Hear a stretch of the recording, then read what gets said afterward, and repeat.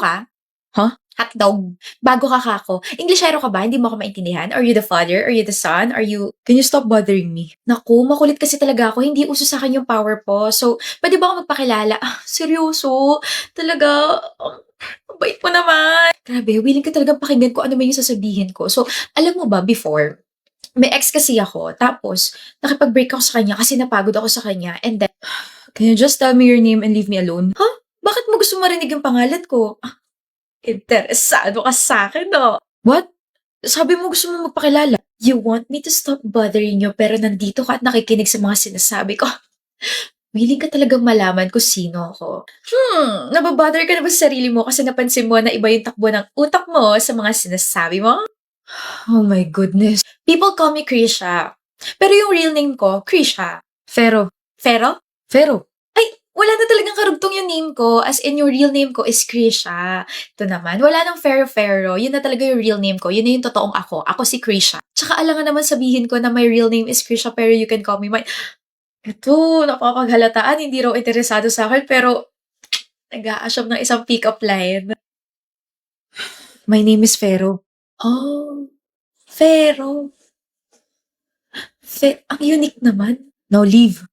Paano ko aalis? Dito ako naka-assign sa tabi mo. Lord, give me patience. Marami ako. Ikaw ba si Lord? Ano? Tawag mo ako? Sorry, tawag yata ako sa kabilang section.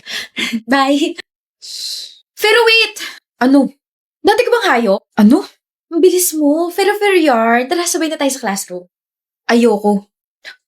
Kinakahiya mo ba ako, classmate? Habog na sa pro. Unang araw pa lang, minahal na kita. JJ Moon? Walang childhood. Wow. That's offensive. Wala ka naman talagang childhood ah. Bakit? May anak ka na ba nakasuot ng hoodie? Wala, di ba? Che! Dito pala. She's unbelievable. Pero, pakopya. Seatwork na nga lang to, kukopya ka pa? Ayoko. Pero, Ayoko. ayaw mo, pero maawa ka sa akin. Stop bothering me. Bakit ka nagpapabother? Gusto mo bang tapean ko yung bibig mo? Pakopya. Hindi tayo close para pakopyahin kita. Close na ba to? Di ka ba naawa sa akin? Kasi ako nakapag-aral kagabi kasi iniisip kita. Iniisip mo ako kagabi? Oo, iniisip ko paano kita guguluhin ngayong araw. Dali na, pakopya. Pakutos nga isa. Thou shall not hurt your neighbor. Naglalapag ka na nga lang ng ganyan, mali-mali pa. Oh, ayaw mo ako magkamali ha. Pakopya na para perfect na ako. What number? Yun, 3, 8, 12, 13, 14, tapos lahat ng identification. Di ko ba karmahin yan? Hindi. Sarili ko yung karma ko. Ano ba dapat kong gawin sa'yo? Pakopyahin. Pero, woo, kid. Grabe, thank you so much Kung hindi dahil sa'yo, baka bagsak na ako sa seatwork na yun. You owe me. Alam mo, Fero, pag daw labag sa kalooban yung ginawang act, nako! Di daw talaga nabibigyan ng mga blessings. Sige ka. Mabibigyan ako. Ayun naman pala eh. Aware ka na pala, kaya wag ka na maningil. You owe me ka pa dyan. Oo na, I'll pay. Iali ko ng aking heart. Di kita type. Kala mo naman may choice ako. Pero bakit ang nonchalant mo? Hindi ako nonchalant. Alam mo ba, ayoko sa nonchalant. Ayoko sa mga quiet like you. Then stop bothering me. Pero you caught my attention kasi parang you have so much humor in yourself. Humor? Oo, you have so much humorless. Ang boring mong tao. Marunong ka ba mag-joke? Bakit ba napaka-random mong tao? Alam mo ba na kapag ang shampoo nabawasan, magiging siyam na lang siya? Tapos mahilig pa sa history. Naisip ko lang, titigas kaya yung buhok nila Lapu-Lapu kung Magellan? Pero, Ano? may joke ako tungkol sa law. Kaso, pag namatay ako, mamimiss mo ako. Ewan ko sa'yo. Funny kaya ng mga jokes ko. 3 araw ko yung tinawanan. Tahimik mo ah. Di ka sanay? Wala lang, nakakabingi lang yung katahimikan. Baka pag nag-ingay ulit ako, marindi ka na naman. Nakakaarindi naman kasi talaga. Tapos yung boses mo, sakit sa tenga. Tapos... Krisha! Miss mo na. Ayun, dala mo. Picture namin dalawa. Ano ka ba? 3 araw pa lang lumilipas, magigising din si Stella, bro.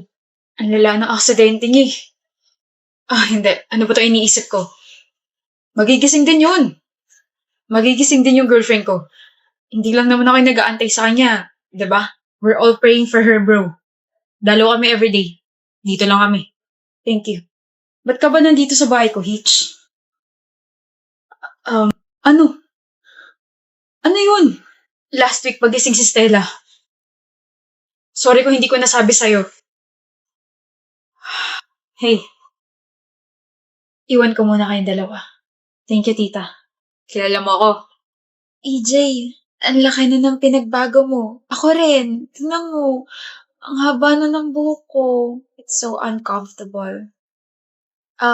Nagtatampo nga pala ako sa'yo. You weren't there when I woke up. Kanina ko lang nalaman kay Hitch na last week ka pa pala nagising. Sorry, Stella. Nabisi kasi ako eh. It's okay. Nandito ka naman na. Kamusta pakiramdam mo? I feel light, but I can't really move my legs that much. Parang nag-a-adjust pa. Pero since nandito ka na, I'll start my therapy tomorrow. You'll be there, right?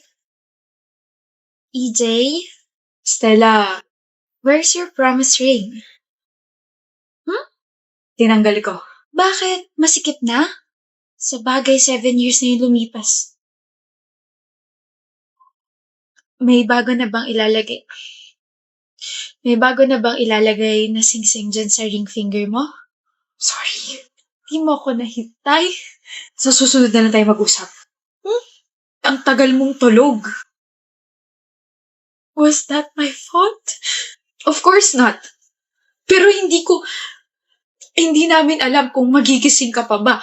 I waited and waited and waited. Pero kada araw na lumilipas, pahirap ng pahirap. Sorry, Stella. Kayo na ba? Hindi pa. Then, pwede na maging kayo.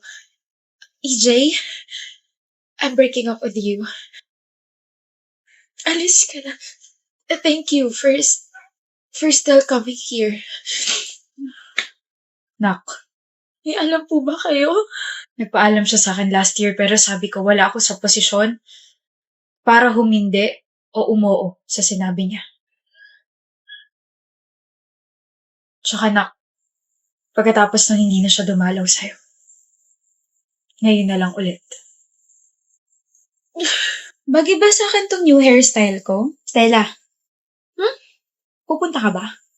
Sa wedding ni EJ? Of course not. Hindi ako tanga para gawin yon. Tama. Insensitive rin yung ex mo, no? Yung fiancé niya yung nagpadala ng invitation. Funny, right? Weh, Kapal ng mukha. Anyway, anong plano mo? Punta ka ibang bansa? Maghahanap ka na ng bagong boylet? Wala sa isip ko yon. Gusto ko ulit sumaya and bawiin yung 7 taon na nasayang sa buhay ko. I'll just travel, live, and make the most out of it. I love it. That's the spirit, Stella. ginagawa mo? Papapansin sa'yo. Napansin na katatabi.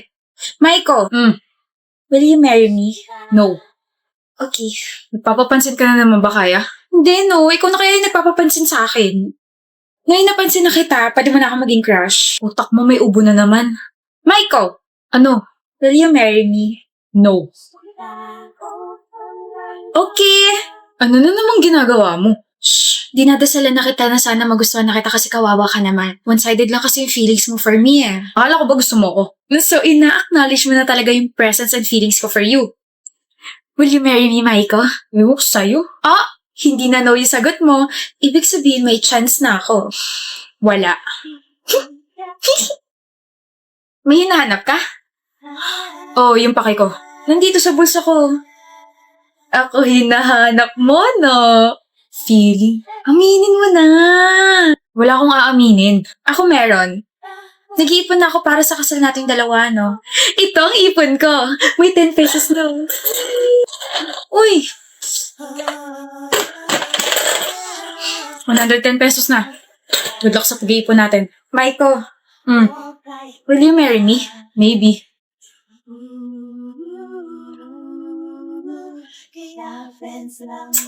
Maiko, ba't nandito ka sa building namin? Nasaan yung maliit na jar? Nandito sa bag ko. Ako na. Bakit? Itatapon mo? Akala ko ba okay na tayo? I mean, alam ko naman na one-sided pa rin yung feelings ko para sa'yo, pero Sira, di ba puno na yun? oo. Nakabili na kasi ako ng mas malaking plastic jar. Tapos nakahanap na ako ng part-time. Wait, naghanap ka ng part-time job? Bakit? Para sa kasal natin. Ha? Masipag ako kaya. Mukhang mapapadali kasal natin ah. Teka, Maiko. Bigay ko sa'yo yung jar mamaya. Will you marry me? Pakakasalan kita kaya. I receive a wedding invitation from your ex. Like, ang kapal naman ng mukha niya. Best friend mo ko, so bakit niya ako sasandan, di ba? Wedding will happen sa Batanes. Like, ang ganda ron. Tapos sabi sa invitation, magkakaroon daw tayo ng all-paid expense trip. Jewel, wait, hindi ka ba naka-receive ng invitation? Oh my gosh. Bakit ka ba tinatanong? Sorry for being insensitive. Ex mo nga pala si Maiko. Of course, he won't invite you. Hi love, sorry I'm late. Hi, Maiko. Hi, Maiko? Maiko? Yes? Wait! Kayo pa rin? Nag-break ba tayo, mahal? Huwag ko dyan, nagbago lang ako ng book, tsaka 7 buwan na kami hindi nagkita kung ano yung mga pinagsasabi. Wait a minute! Di ba ikakasal ka na, Maiko? Oo, okay kaya. Tsaka hindi ako papayag na hindi siya sa akin ikasal. Huh? What did I miss? Ito yung nangyayari kapag hindi tayo masyado nagkikita, no? Eh ano yun? Sabi sa invitation, Maiko and Christina. O sino si Christina? Oh.